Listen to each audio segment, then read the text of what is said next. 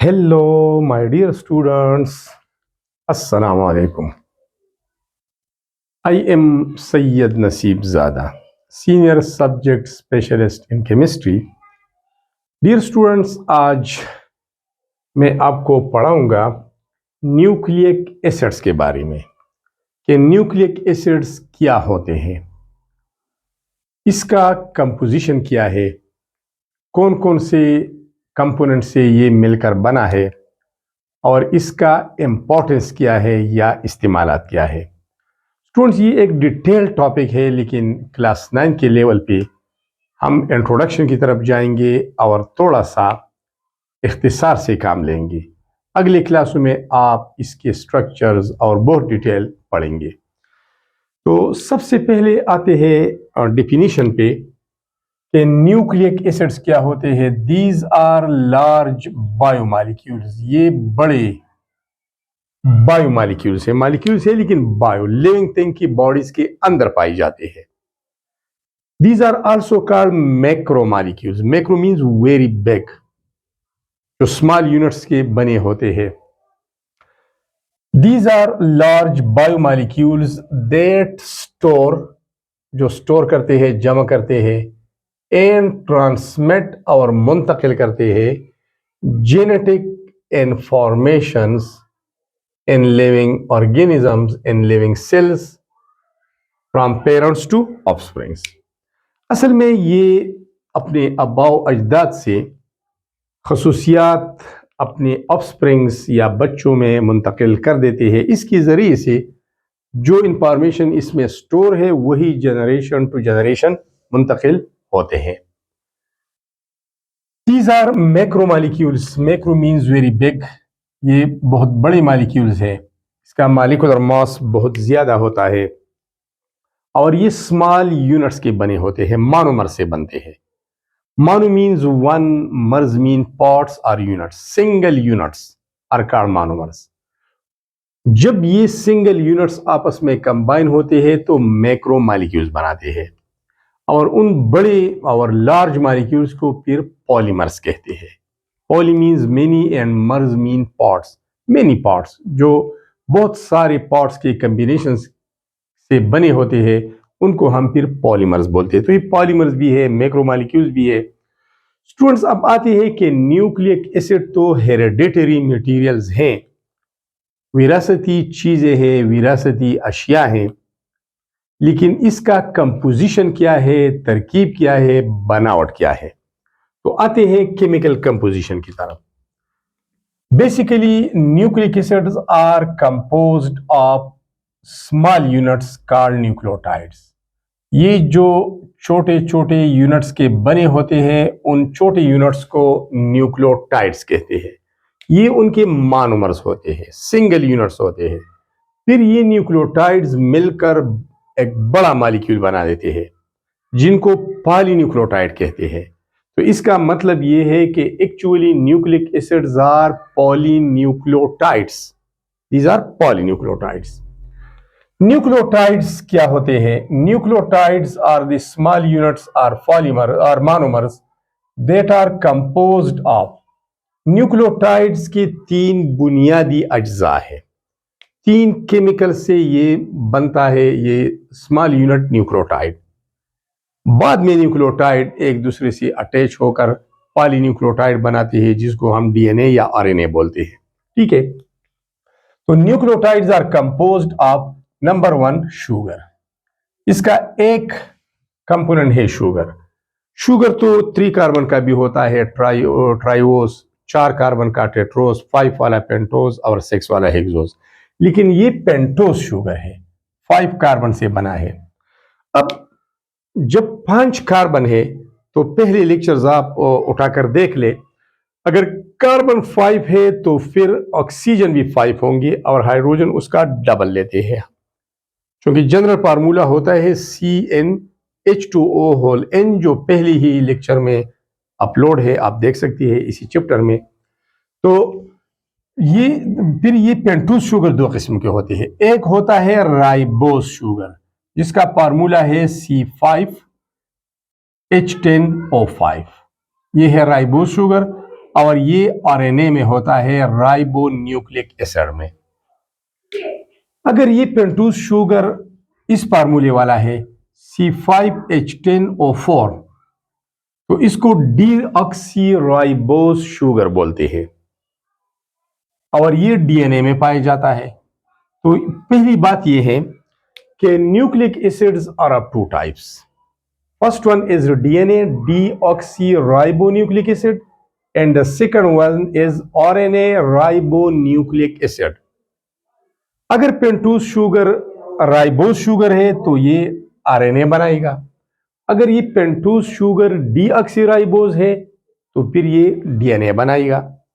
अब यहां देखिए, सिर्फ फर्क ऑक्सीजन का है, यहां 5 है और यहां 4 है। यहां पर एक ऑक्सीजन कम है, तो कम के लिए हम डी का लफ्ज इस्तेमाल करते हैं। डी मीन्स कम। क्या कम है? ऑक्सीजन, तो डी ऑक्सी बन गया, तो यहां पर डी ऑक्सी लगाया गया है। वरना ये भी राइबोज शुगर है, ये भी राइबोज शुगर है, लेकिन इसमें एक ऑक्सीजन कम है तो डी ऑक्सी का प्रीफिक्स लगा दिया गया है। तो सिंपल सी बात है कि एक होगा पेंटोज शुगर, एक कंपोनेंट, वो फिर डीऑक्सीराइबोज भी हो सकता है और राइबोज भी हो सकता है। इसके अलावा दूसरा कंपोनेंट केमिकल कंपोजिशन में आता है phosphate group PO4-3 and it comes from phosphoric acid. ये फास्फोरिक एसिड जिसका फार्मूला है H3PO4। जब फास्फोरिक एसिड से 3 हाइड्रोजन हटाई जाते हैं तो नतीजतन PO4 ग्रुप बनता है और उस पर -3 चार्ज आता है, उसको फास्फेट ग्रुप कहते हैं। तो दूसरा कंपोनेंट फास्फेट ग्रुप है। एक शुगर हो गया, दूसरा फास्फेट ग्रुप। तीसरा नाइट्रोजीनियस बेस होता है। बेस इसलिए इसको बोलते हैं कि इन मॉलिक्यूल्स में नाइट्रोजन होता है और जहां पर नाइट्रोजन होता है तो नाइट्रोजन 3 बॉन्ड्स बनाता है और इसके साथ एक लोन पेयर रह जाता है। और लीविस कहता है कि any species which donate lone pair of electron during a chemical reaction is called base. तो ये नाइट्रोजन कंटेनिंग बेसिस है। Due to the presence of lone pair of electron इनको बेस बोलते हैं। नाइट्रोजीनियस बेसिस फिर 5 किस्म के हैं। सबसे पहले मैं आपको 5 अक़साम काउंट करता हूं। एक है एडेनिन, दूसरा है गुआनिन, तीसरा है साइटोसिन, चौथा है थायामीन और 5वां है यूरासिल। ये 5 है, ये 3 मैंने पहले स्किप किए, ये अंडरलाइन 5 है। अब इसका कॉम्बिनेशन देखिए, अगर शुगर है, फॉस्फेट ग्रुप है और इसके साथ ये कॉम्बिनेशन आ गया तो एक न्यूक्लियोटाइड बनता है और इसको हम डीएनए बोलते हैं। ये डीएनए बनेगा। अगर शुगर है, फॉस्फेट ग्रुप है और नाइट्रोजीनियस बेसिस का ये कॉम्बिनेशन आ गया, एडेनिन भी मौजूद है, गुआनिन भी है, साइटोसिन भी है, लेकिन थायमीन की जगह अगर यूरासिल है तो फिर ये आरएनए बनाता है। तो इसका मतलब ये है कि न्यूक्लिक एसिड तो 2 किस्म के हैं, डीएनए और आरएनए। डीएनए में क्या होगा? डीएनए में होते हैं शुगर, फॉस्फेट ग्रुप और ये वाला कॉम्बिनेशन नाइट्रोजीनियस बेसिस का। आरएनए में होता है शुगर, लेकिन ये वाला शुगर राइबोज शुगर। डीएनए में डीऑक्सीराइबोज होगा, वहां लिखा है, और आरएनए में राइबोज शुगर होगा, फॉस्फेट ग्रुप होगा और नाइट्रोजीनियस बेसिस का ये कॉम्बिनेशन होगा। तो सिंपल आप यहां तक ध्यान रखें कि इसके 3 बुनियादी अज्जा है, शुगर है, फॉस्फेट ग्रुप है, नाइट्रोजीनियस बेसिस है, बस। अब आते हैं न्यूक्लियोटाइड। तो एक न्यूक्लियोटाइड बनता है इन तीनों अज्जा से। एक इसमें पेंटोज शुगर है 5 कार्बन वाला, दूसरा फॉस्फेट ग्रुप है PO4-3 और तीसरा नाइट्रोजीनियस बेसिस होते हैं। ठीक है स्टूडेंट्स, ये एक न्यूक्लियोटाइड बनाता है। फिर ये न्यूक्लियोटाइड आपस में मिलकर पॉलीन्यूक्लियोटाइड बनाते हैं, जो या डीएनए होता है और या आरएनए होता है, डिपेंड करता है और कॉम्बिनेशन पर। अब न्यूक्लिक एसिड्स का मतलब ये हुआ कि न्यूक्लिक एसिड्स आर पॉलीन्यूक्लियोटाइड। ये तो एक यूनिट हो गया, इन 3 अज्जा से बना है एक यूनिट। इस तरह कई सारे न्यूक्लियोटाइड मिलकर ये डीएनए और आरएनए बनाते हैं। अब चूंकि ये 2 किस्म के हैं न्यूक्लिक एसिड, एक है deoxyribo nucleic acid DNA, deoxyribo, N for nucleic, A for acid, और ये सिंपल है R for ribo, N for nucleic and A for acid. RNA है, दोनों है। फर्क क्या है, तो फर्क की तरफ भी चलते हैं और डिटेल की तरफ भी। सबसे पहले डीऑक्सीराइबोन्यूक्लिक एसिड को लेते हैं। Deoxyribonucleic acid double strand form होता है। मैं भूल गया हूं ये माइक को। स्टूडेंट्स यहां पे आते हैं। Deoxyribonucleic acid double strand form of nucleic acid है। डबल स्ट्रैंड, इसमें दो स्ट्रैंड है। ये आप देख सकते हैं, ये वाला, ये नीचे से ऊपर ये जा रहा है और एक ऊपर से नीचे की तरफ ये आ रहा है, तो ये डबल स्ट्रैंड है। ठीक है, ये एंटी पैरेलल, एक ऊपर जा रहा है तो दूसरा उसकी नीचे की तरफ आ रहा है। These helix, it is a double helix, ये डबल हेलिक्स होता है और ये टू स्ट्रैंड जो है ये एक दूसरे से लिपटे हुए होते हैं। These are twisted around each other, एक दूसरे से लिपटे हुए होते हैं। ये जो ऊपर है, ऊपर वाला हिस्सा, ये जो रन करता है यहां से, इसको बोलते हैं अपराइट, स्ट्रेट वाला पोर्शन अपराइट। ये भी है अपराइट, ये ब्लैक वाला, ये भी है अपराइट, ये दोनों अपराइट। और ये अपराइट बने होते हैं शुगर और फास्फेट से। जो पेंटोज शुगर है उससे और फास्फेट से ये अपराइट्स बनते हैं। अब ये अपराइट्स या स्ट्रैंड एक दूसरे से जुदा क्यों नहीं होते? इसलिए कि इसको नाइट्रोजीनियस बेसिस ने मजबूती से जकड़ा हुआ होता है। इन नाइट्रोजीनियस बेसिस के दरमियान हाइड्रोजन बॉन्ड होता है, डबल बी और triple B, and this hydrogen bond gives a lot of support to keep these strands together. इन स्ट्रैंड्स को एक दूसरे के नजदीक रखने के लिए, प्रॉपर स्ट्रक्चर मेंटेन रखने के लिए इनकी अंदर हाइड्रोजन बॉन्डिंग होता है और बॉन्ड, उस बॉन्ड इसको सपोर्ट करता है। अब इसका कॉम्बिनेशन क्या होगा? तीन कंपोनेंट्स तो है, पेंटोज शुगर और फास्फेट से तो ये अपराइट बनते हैं, ये वाले, ये और ये रंग्स, इसमें जो रंग्स है ये बने होते हैं नाइट्रोजीनियस बेसिस के।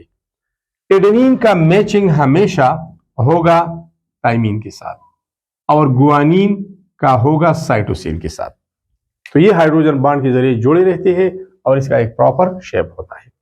इसके अलावा it contains stored genetic informations of an organism. एक ऑर्गेनिज्म के मुतालिक जितनी भी मालूमात है, उसकी बिहेवियर्स की, आई कलर की, स्किन कलर की, मेंटेलिटी की, उस सारी के सारे इंफॉर्मेशन इसमें मौजूद होते हैं in the form of codes, code words होते हैं।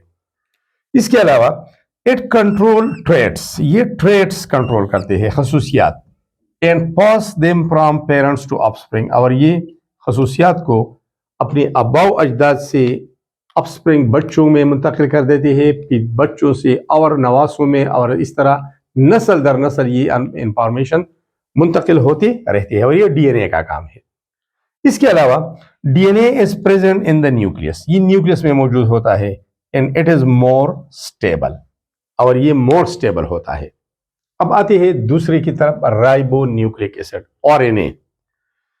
तो इसके मुकाबले में आरएनए सिंगल स्ट्रैंड होता है। ये आपके साथ डिफरेंसेस भी आ रहे हैं। अगर क्वेश्चन आ जाए कि what are the differences between DNA and RNA, तो आप ये लिख सकते हैं। ये सिंगल स्ट्रैंड होता है, सिंगल स्ट्रैंड होता है। It helps in protein synthesis, ये प्रोटीन की तैयारी में मदद करता है। मुख्तलिफ फंक्शंस के लिए मुख्तलिफ प्रोटीन, एंजाइम्स बॉडी के लिए जरूरी है, ब्लड क्लॉटिंग के लिए प्रोटीन फिब्रिनोजन जरूरी है, हीमोग्लोबिन ऑक्सीजन कैरिंग के लिए जरूरी है, नेल बनाने के लिए प्रोटीन चाहिए, हेयर बनाने के लिए प्रोटीन चाहिए, इस तरह स्किन के लिए, मसल्स के लिए प्रोटीन की सिंथेसिस जरूरी है। तो ये वही काम करते हैं प्रोटीन सिंथेसिस का, और इन ही के अहकामात के मुताबिक ये अहकामात फराहम करते हैं कि ये वाला प्रोटीन चाहिए, इतनी मिकदार में चाहिए, तो आरएनए उसे बनाता है। It carries and uses the informations from DNA, ये डीएनए से जो इंफॉर्मेशन आते हैं वो स्टोर करते हैं, रीड करते हैं, और फिर उन इंफॉर्मेशन के मुताबिक मेक प्रोटीन तैयार करते हैं। इसके अलावा it is present in the nucleus as well as cytoplasm, ये सिर्फ न्यूक्लियस में होता है और ये न्यूक्लियस और साइटोप्लाज्म दोनों में होते हैं। इसके अलावा it is less stable, it was more stable, it is less stable. ये सिंगल स्ट्रैंड है, ये इसमें कॉम्बिनेशन है adenine, guanine, cytosine and uracil का। Adenine, guanine, cytosine and uracil का। और डीएनए में कम्बिनेशन होगा adenine, guanine, cytosine and thymine का। सो स्टूडेंट्स, इसके स्ट्रक्चर्स भी है और भी बहुत कुछ है, लेकिन आपके स्टैंडर्ड के मुताबिक, आपकी क्लास लेवल के मुताबिक, मेंटेलिटी के मुताबिक ये अब भी ज्यादा है। तो ये था आज का हमारा टॉपिक, न्यूक्लिक एसिड्स, उसके दो टाइप्स, आरएनए और डीएनए, इसका केमिकल कंपोजिशन के ये बनता किन अशिया से है। तो वो था sugar, pentose sugar, phosphate group and nitrogenous basis. ये तीनों मिलकर एक न्यूक्लियोटाइड बनाता है। फिर न्यूक्लियोटाइड मिलकर आपस में पॉलीन्यूक्लियोटाइड बनाता है। तो पॉलीन्यूक्लियोटाइड या डीएनए होता है या आरएनए होता है, डिपेंड करता है केमिकल कंपोजिशन पर। अगर शुगर है डीऑक्सीराइबोन्यूक्लिक एसिड, डीऑक्सीराइबोज है, इसके साथ फॉस्फेट ग्रुप है और ये वाला कॉम्बिनेशन है तो डीएनए बनेगा। अगर शुगर राइबोज शुगर है, फॉस्फेट ग्रुप है और ये वाला कॉम्बिनेशन है तो फिर आरएनए बनेगा। अगर डबल स्ट्रैंड है तो डीएनए बनेगा, अगर सिंगल स्ट्रैंड है तो फिर आरएनए बनेगा।